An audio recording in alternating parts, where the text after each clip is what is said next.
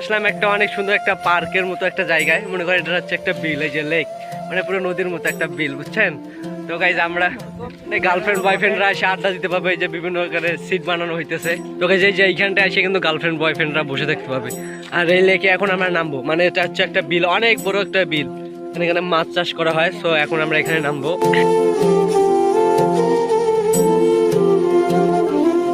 তো গাইজ এইখানটা মনে হয় একটা ক্যান্টিনের মতন বানানো হয়েছে, দেন এখানে এসে বসে থাকা যাবে হয়তোবা। তো এখন আমরা ওইখানটা যাব। তো এখানে তো আর কোনো ক্যান্টিন ট্যান্টিন নাই, এখানে নতুন কেবল বানানো হইতেছে। দেন যখন বানা হবে এটা ফুল তখন আমরা আসবো। এইটা হচ্ছে গাইজ সেই জায়গাটা, মানে সবাই মিলে এখানে যদি ফ্রেন্ডরা আসে কোনো পার্টি টার্টি উইশ করতে হলে এখানে এসে করতে হবে, সমস্যা নেই। আর এইখান থেকে সুন্দরভাবে একে সব কিছু দেখা যেতেছে। তো গাইজ চলেন সামনে যাই, আরও অনেক কিছু দেখার মতো বাকি আছে। দেন দেখি ওইদিকে আবার কি কি কাজ হচ্ছে পার্কের। তো যাই দেখি। তো চলেন আমার সাথে আর ভিডিওটা কন্টিনিউ করেন। ওকে, যে এইখানটা হয়তো বা কিছু একটা বানানো হবে।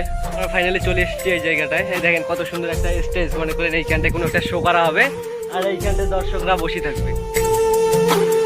এইখান থেকে যে এখন পর্যন্ত কোনো টিকিট সিস্টেম করেনি, ফ্রি, আপনারা আসি ঘুরে যান, সমস্যা নেই।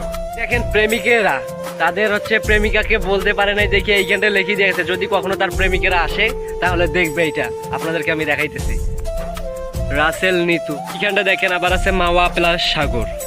কি করবো ভাই, এগুলো হচ্ছে প্রেমিক। দেখেন যারা প্রকৃত প্রেমিক তারা এইখানটা এসে এইসব লিখে দিয়ে গেছে, যারা যাতে ওদের প্রেমিকারা আসলে দেখতে পারে।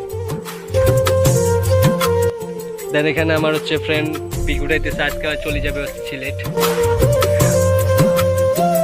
তো গাইজ এখন আমরা আসছি হচ্ছে যে বিলে গোসল করার জন্য নামবো এখন। এই যে সবাই আমরা রেডি হইতেছি নামার জন্য। তো গাইজ এখন আমরা নামি, তারপর অনেক মজা হবে। তো পানিতে চলো নাকি, আমি আগে সবার আগে নামি গাই। এগুলো কি আর তো গাইজ এই যে পানি নেই, আমি নামতে অনেক দূর অব্দি চলে এসেছি।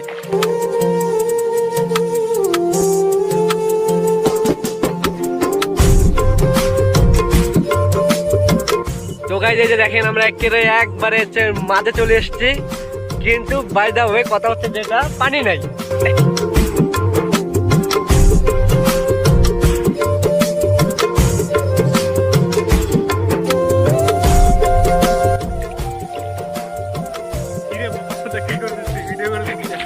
এই যে গাইজ আমরা নদীর মাঝে আছি, মাঝে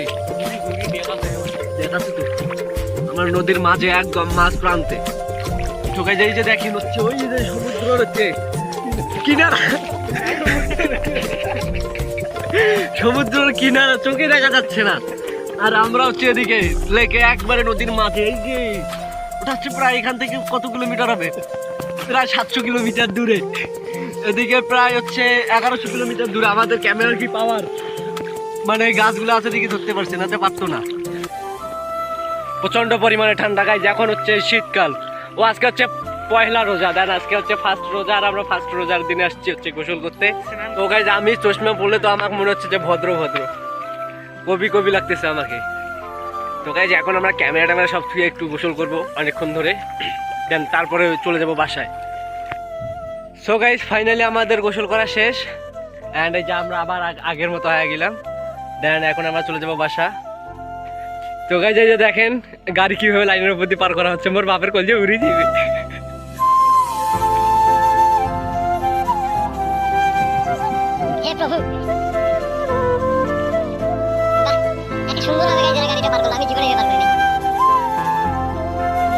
আমরা আসলাম একটা ব্রিজের উপরে, দেন এখন আমরা এই ব্রিজটাতে কিছু ফটোশুট করব। ওনারা হচ্ছে সেলিব্রিটি মানুষ, দেন ওদের ছবি ছাপতে হবে ইনস্টাগ্রাম।